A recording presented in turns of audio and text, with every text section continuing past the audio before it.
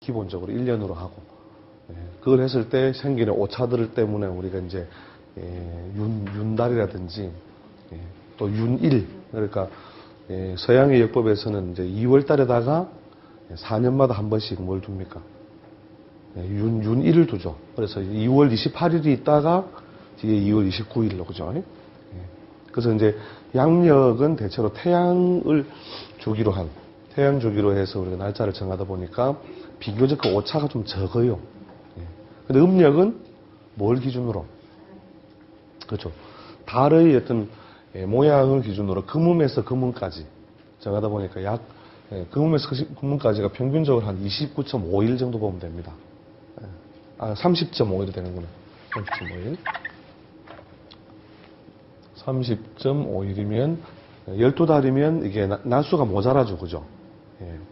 날수가 모자라니까 그 날수가 모자라는 날수를 29, 30, 29, 30? 29.5가 맞나요? 29.5.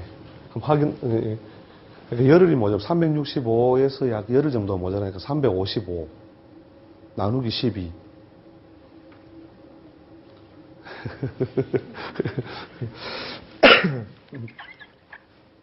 355 나누기 12 하면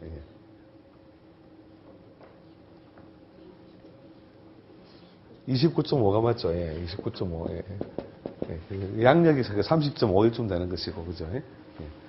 30, 31, 33 이렇게 나가니까.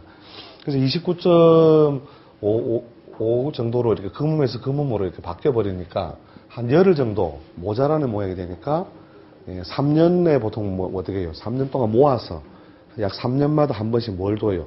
30일이라고 하는 공달이 생기잖아요. 그거를 우리가 이제 부족한 것을 메워 엮는다는 거죠. 그래서 윤월을 둬가지고 윤달이 있는 거죠. 그죠? 자, 이렇게 이제 지구의 어떤 자전과 공전의 패턴이 일정하므로 우리가 계절의 변화라든지 또 시간의 변화를 우리가 쭉 옛날 사람들이 다 나눠준 거예요. 나눠줬는데 이게 이제 서구 천문학이 관측술이 더 뛰어나다 보니까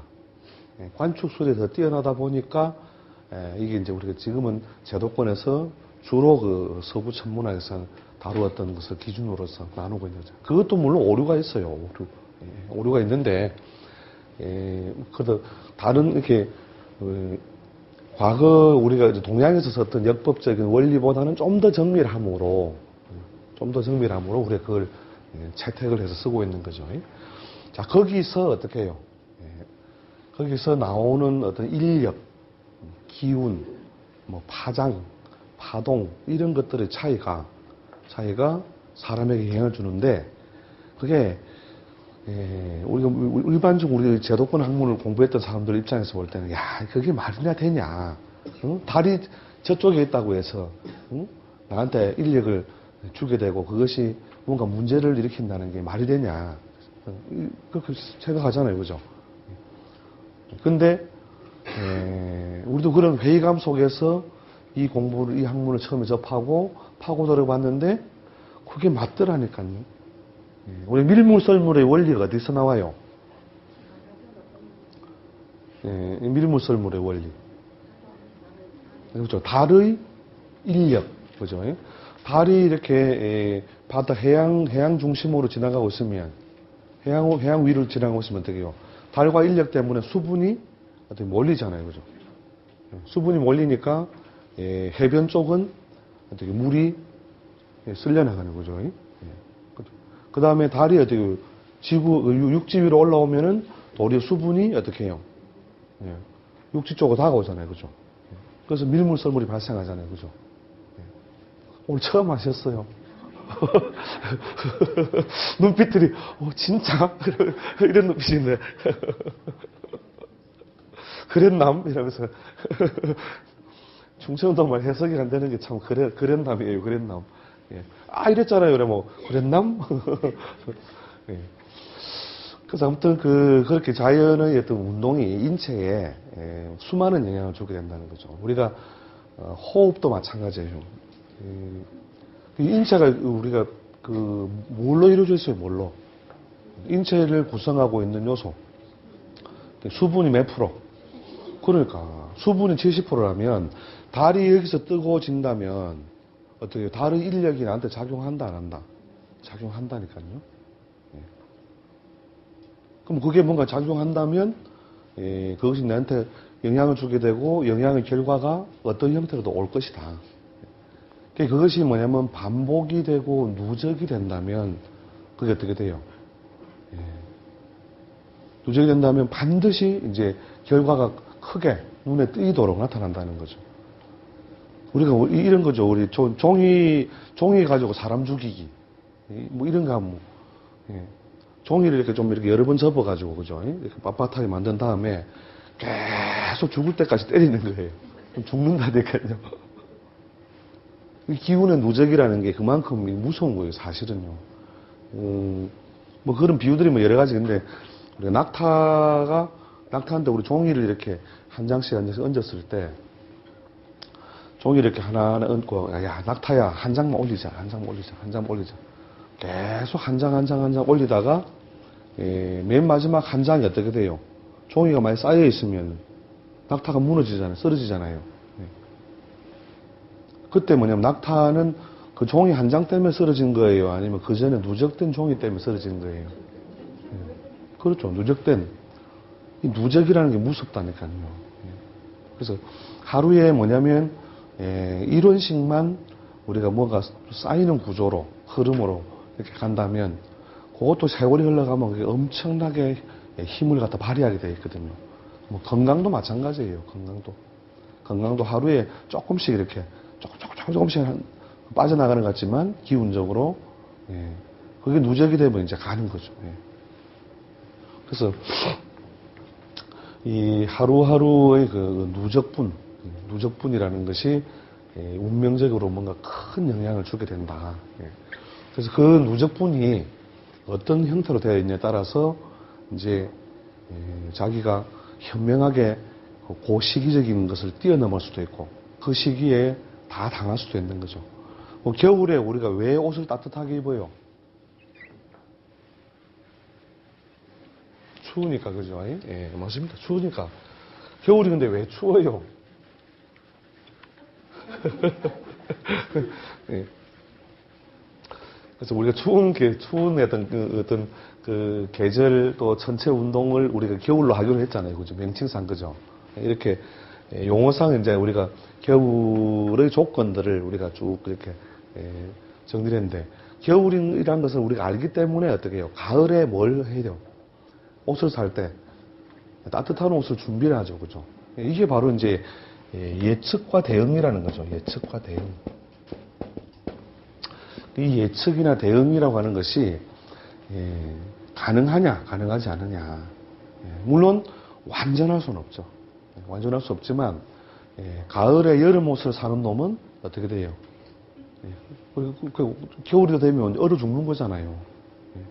그래서 사람이 이제 뒤에 이게 이제 이 역이라고 하는 원리를 깊이 하다 보면요. 이게 왜 하나의 철학 체계가 되느냐면, 가을에 겨울 옷을 우리가 사는 것이 현명하다면, 가을에 여름 옷을 사는 사람도 있다니까요. 그 사람들이 뭐냐? 탐욕 때문에 그래요. 자기 욕심 때문에, 자기 욕심을 자꾸 부리니까 결국은 나한테는 겨울이 없다 이거죠. 그렇게 그 탐욕이라고 하는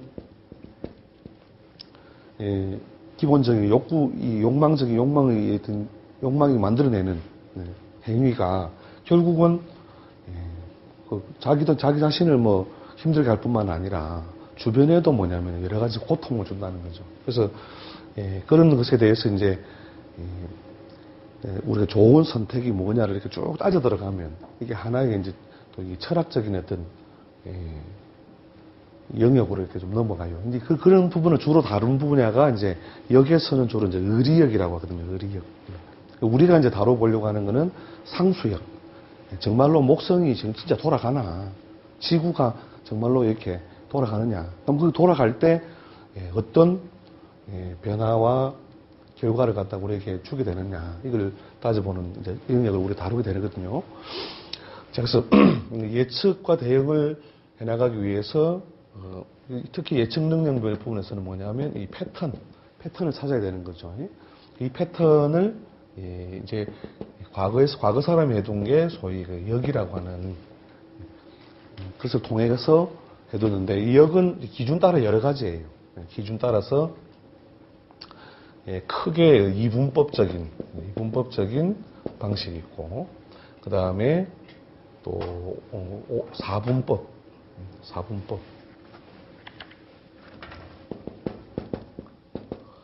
그 다음에 5분법, 그 다음에 10개 나누는 거예요. 그 다음에 12개로 나누는 거. 또 더 나아가면 60개. 뭐 이런 식으로, 우리가 하나의 그 서클이 이렇게 있으면, 이걸 크게 이렇게 수박을 쪼개듯이 쫙 이렇게 쪼개는 거죠. 좌우로 쪼개는 방식. 그 다음에 이걸 또 상하로 쪼개는 방식. 그 다음에 이걸 좀 더 세분화하는 방식. 이렇게 금을 많이 그으면 그을수록 어떻게 해요? 다 세분화가 되겠죠. 이 세분화되는, 어떤 기준 따라서, 다양한 방식으로 우리가 채택에 쓰고 있다는 거죠. 여러분, 이게 기분 나쁘면 7분법으로 해서 나는 7분법으로 나눌래. 이렇게 해서 나눠도 됩니다. 수박을 썰어 먹을 때 그냥 뭐 7조각을 내든 9조각을 내든 그건 오야 마음이잖아요. 그죠? 그러니까 여러분이 이제 학문적으로 좀 더 접근이 좀 잘 되면 자기 원하는 대로 사실 더 쪼개볼 수도 있다는 거죠. 쪼개볼 수 있는데, 대체로 이 정도로 크게 쪼개거나 조금 세분해서 60조각을 내니까 그 구간의 어떤 개성 이런 것들을 충분히 다른 것들하고 비교해서 나눌 수 있다는 거죠. 여기 더 나눌 수도 있겠죠. 60을 더 미세하게 쪼개서 나눌 수도 있는데, 그 편차가 크게 의미가 많지 않으므로 이 정도만 분류해도 충분히 나눌 수 있다는 거죠. 우리가 지금 분류해 쓰고 있는 우리 간지 체계에서는 통상 몇 년씩 나눕니까? 60년을 하나의 주기로 해서 간지 체계를 그냥 그대로 다 적용해 쓰고 있죠. 그래서 12년마다 기본적으로 D의 순환이 오죠, 그죠? D의 순환이 오고 60년마다 이제 D와 간지의 조합을 전체적으로 순환이 되니까 이제 우리 나이를 한국 나이로 61살이 되면은 뭐가 환갑할 때 갑이 뭐예요? 이 갑을 병정할 때 갑이거든, 갑. 도로 시작이 되돌아왔다. 돌아올 한자에 갑. 그래서 갑을 병정이라고 하는 간지 체계의 시작과 한 바퀴 순환 뒤의 새로운 시작, 이런 개념이거든요. 그래서 그런 정도로 분류만 해도 충분히 차별화가 되기 때문에 이 정도로 분류해 쓰는 겁니다. 자, 이런 것을 이제 옛날 문자로 이렇게 이제 쭉 정리해 놓았는데, 이제 한자 나오면 자꾸 이제 조는 분이 가끔 있어서 제가 가급적이면 한자 안 쓰고 해드리는데, 자, 요렇게 이제 이 수박을 이제 이게 공간이잖아요. 요걸 시간으로 딱 생각해 보세요. 시간으로. 요걸 시간으로 쪼개서 이게 12시. 또 이게 낮 12시를 합시다. 낮 12시. 그죠? 요렇게 해서 시간을 이런 방식으로 쭉 나누어 보니까 이 시간에서 이 시간 사이에는 이걸 아침 6시, 저녁 6시를 합시다. 여러분 시계 다 있죠? 시계 보면 아침 6시면 요 시간 사이에는 어떻게 돼요? 해가 주로 떠 있고, 그죠? 요게 낮이 되고, 그죠? 그다음에 요 구간 밤 6시에서 그 다음날 새벽 6시 사이에는 일반적으로 밤이 되더라. 이렇게 나눈 거예요. 시간을 이렇게 우리가 표시를 한 거죠. 그러니까 우리 태극기 안에 있는 이 마크도 주야, 낮과 밤, 오매, 밝고 어두움. 주야, 오매가 어떻게 해요? 서로 맞물려서 바뀌는데,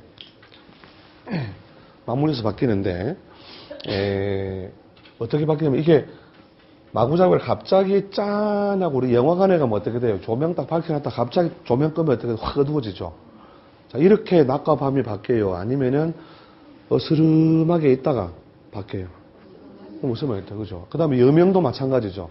갑자기 짠 뜨는 게 아니라 어스름하게 뜨잖아요. 이게 이제 요걸 갖다가 이제 이렇게 음량이 서로 낮과 밤이 좀 어우러진 모양.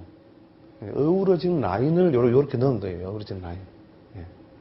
그래서 밤이 오더라도 갑자기 밤이 안 되고 낮이 남아 있으면서 밤으로 넘어가고.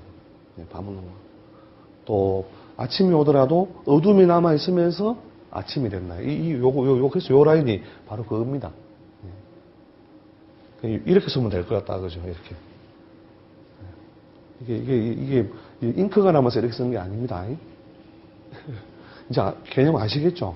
그래서 이렇게 음량의 소장, 그러니까 음량의 소장이라는 것은 밤이 낮이 될 때도 그냥 팍 되는 게 아니고 서서히 가고 또 낮이 밤 될 때도 서서히 넘어가는 요 비중을 사실은 표현해 준 거거든요. 그냥 갑자기 이렇게, 그러니까 아예 디자인상으로 상징성만 취한다면 요걸 밤, 그죠? 낮, 이렇게 해서 그냥, 요래도 뭐 음량을 표현한 것은 되긴 되는데, 자연의 어떤 그 실제 변화를 가장 이제, 제대로 그렇게 표현해 주기 위해서 이렇게 커브를 넣은 거죠. 원래는 이제 이게, 자세히 표현하면 이게 어떤 식으로까지 들어가느냐면, 예를 들어서 여기를 뭐 음의 어떤 그걸로 하면 이런 식으로까지 들어가야 돼요. 사실은. 이런 식으로까지. 이 정도까지 돼야, 제대로 표현하자면, 이게 완전히 해가 머리 위에 떴을 때, 떴을 때는 요 정도가, 이게 양이라 합시다. 이게 낮이고 한낮이라고 한다면, 완전히 머리 위에 뜰 때만 뭐예요? 그림자가 어디에요? 없다. 그림자가 없다. 그죠? 자, 요 지점까지는 오전 11시까지는 어떻게 해요? 해가 옆에 떠 있기 때문에 그림자가 있다, 없다. 이 그림자가 뭐냐면 밤이 된 밤. 좀 표현이 좀 이상한가요? 너무 시적이니까. 그림자는 밤이다니까. 밝다, 어둡다.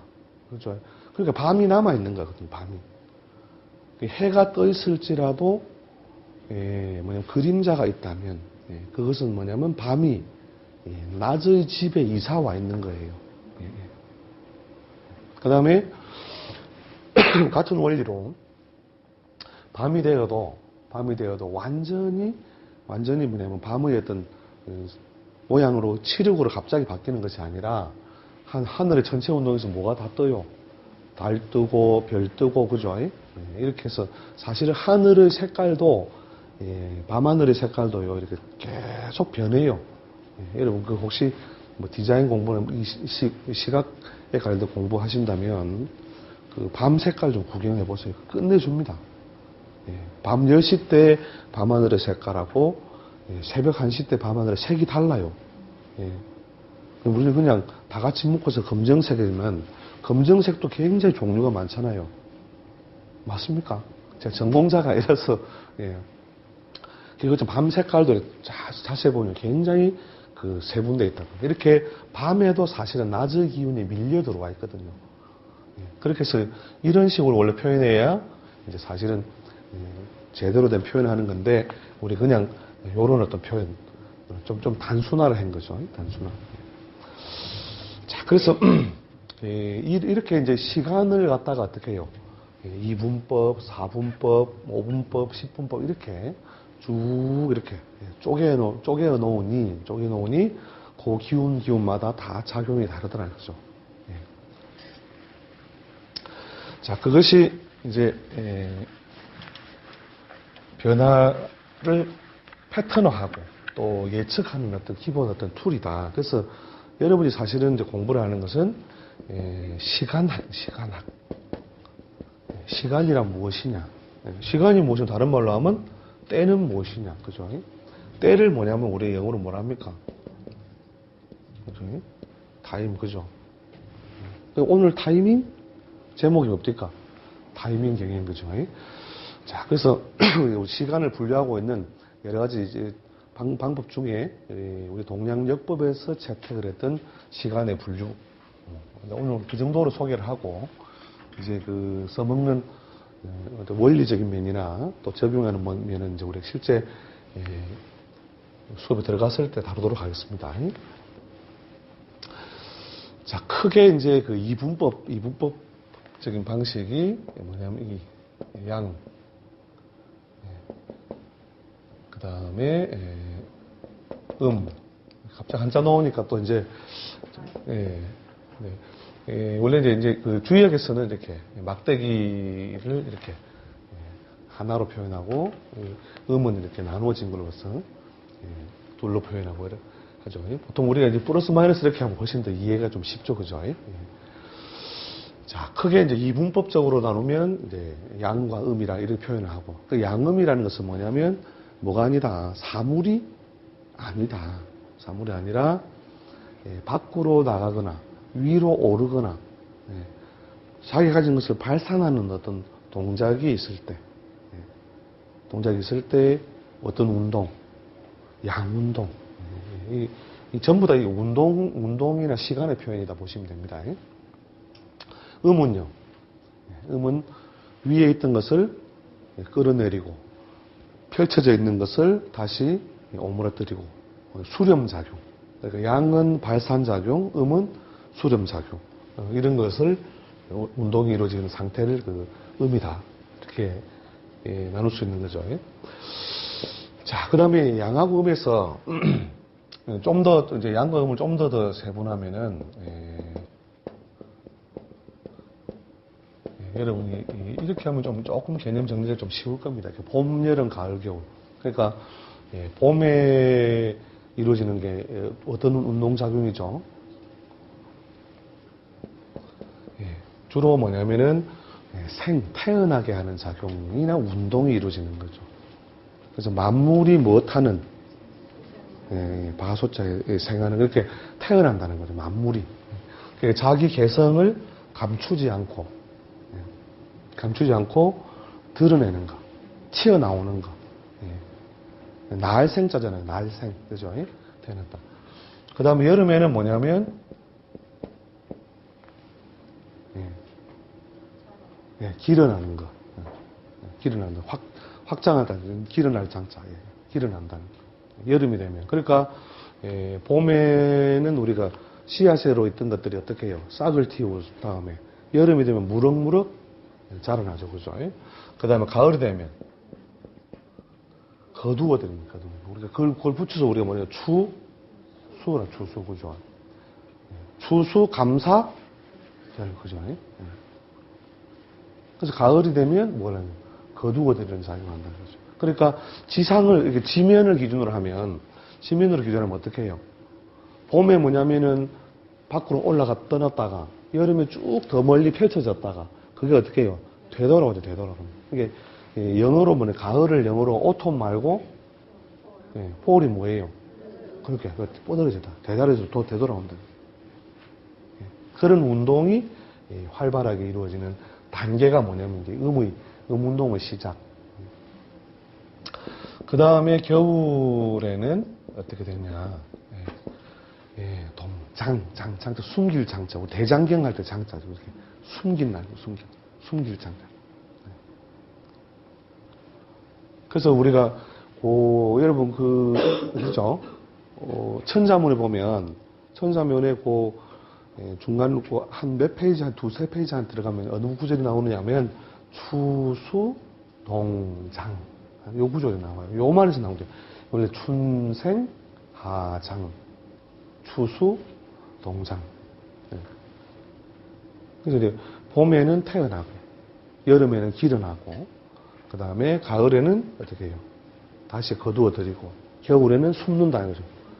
그러니까 겨울에 숨는 모양이 어떻게 해요? 우리가 지금 이 공간에 모기가 없잖아요. 모기가 다 죽었나요? 아니면은 눈에 보이지 않는 거예요? 숨었잖아요. 숨었는데 어떻게 딱 날개를 접고 이렇게 딱 움츠려 가지고 숨었어요? 아니면은 다른 모양으로 숨었어요? 다른 모양. 어떻게 했을까요? 이렇게 배트맨 이러면서 딱 이렇게 모기가 그게 아니라 알로 그죠? 우리 식물은 씨앗으로 그죠? 숨잖아요. 이게 자기가 가지고 있는 기운을 최소한의 공간에다가 딱 정보만 집어넣고 있는 거죠. 이런 상태가 바로 겨울의 운동이다. 그래서 옛 사람들이 왜 그 천자문 그 앞부분에 그 중요 부분에다가 바로 추수 동작을 이란 말을 넣었을까? 요 자연의 보편적인 운동, 보편적인 춘생하장 추수 동장이라는 이 자연의 보편적인 운동이 틀림없으니까 좀 외워놔라. 그래서 그렇게 둔 거예요. 그러니까 이 자연의 운동을 뭐냐면 여기 이제 한마디로 사분법 또는 사행, 자연의 운동이라는 것은 뒤에 이제 좀 더 세분한 걸 여러분 오행이라고 들어보셨죠? 오행. 우리가 요일을 쓸 때 어떻게 써요? 요일 날짜를 요일명 있잖아요. 월, 일월, 화수, 목, 금, 토. 1월이 뭐예요? 1월이 이 양의 기운을 대표하는 태양, 그 다음 음의 기운을 하는 1월. 그 다음에 오행은 우리가 물론 그 역법적 약속에 의해서 화수목금토를 했습니다만 그 원리는 이제 역법의 원리를 여러분이 보면 되는데 화수, 목, 금, 토 이렇게 요일에다가 왜 그걸 써뒀을까요? 그냥 1요일, 2요일, 3요일, 4요일, 5요일, 6요일, 7요일 이렇게 하면 될 텐데 골치 안 아프고 그죠? 왜 1요일, 월요일, 화요일 이렇게 복잡한 문자를 넣어가지고 달력에다가 제발 잊어먹지 말라고 썬데이, 먼데이 그죠? 해가지고 그게 뭐냐면 잊어먹지 말라고 제발 그만큼 사실은 중요한 어떤 기준이라는 기준이에요. 그래서 이렇게 5단계로 나눈 것이 이제 오행이라는 게 행이라는 게 뭐냐면 이게 오소가 아니에요, 소. 우리 원소, 서양의 그 자연철학에서 말하는 만물의 출발은 물이다. 만물의 출발은 불이다. 이런 거는 대체로 원소론적인 이해거든요. 근데 동양에서 말하는 이 오행이라는 것은 원소를 말하는 게 아니에요. 그러니까 어떤 운동 단계를 거친다. 행자가 무슨 행자예요? 다닌다니까. 이렇게 다니고 저렇게 다닌다. 그래서 봄에 주로 이루어지는 운동은 뭐와 같아서 사물로 치면 목처럼 쭉쭉 이렇게 삐져나가려고 한다는 거죠. 삐져나가려고. 지 개성을 감추지 않고 자꾸 이렇게 삐져나가는 운동이 활발하게 이루어지는 것이 바로 목행. 목행. 그 다음에 불이 붙어서 이렇게 번져나가듯이 막 자기 걸 밖으로 발산을 하는 운동이 있는 게 화행. 불만을 말하는 게 아니는 거죠. 사물에서 말하는. 그 다음 토는 제가 중간 다시 설명해 드리고 하고, 그 다음에 금은 어떻게 해요? 작은 공간에 무거운 것이 자꾸 모여들어서 위에 매달려 있지 못하고 떨어지는 자리예요. 밑으로 내려오는 거. 도로에 있던 그 자리로 자꾸 회귀성을 갖는 거. 구름은 어떻게 해요? 자, 구름은 넓은 공간에 뭐예요? 펼쳐져 벌어져 있으니 어떻게 해요? 일정 시간 동안 그대로 있잖아요. 그죠?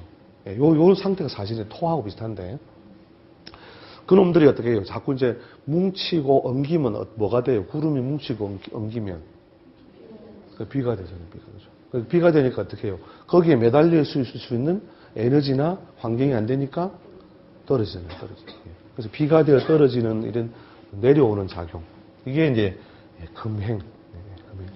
그 다음에 수행은 뭐냐면 수라고 하는 것은 물이라고 하는 것이 이렇게 어느 공간에 이렇게 부으면 가장 낮은 곳에 가서 이렇게 엉겨 붙죠. 낮은 곳에 모이잖아요, 물이. 근데 물방울도 어떻게 책상에 우리 떨어뜨리면 어떻게 돼요? 동그랗게 뭉쳐요? 아니면 편편해요? 동그랗게 이렇게 응집하는 작용. 하나로 모여들려는 성질을 가진 것. 이런 것이 바로 수행이라는 거죠. 그래야만 하나에 모여야 핵심을 갖다가 다 담아둘 수 있잖아요. 그래서 식물로 친다면은 씨앗. 그다음 동물로 친다면은 우리가 이제 물론 이제 포유류는 좀 다르지만 알로 이렇게 존재하는 거 있죠. 알 속에 뭐가 들었나요?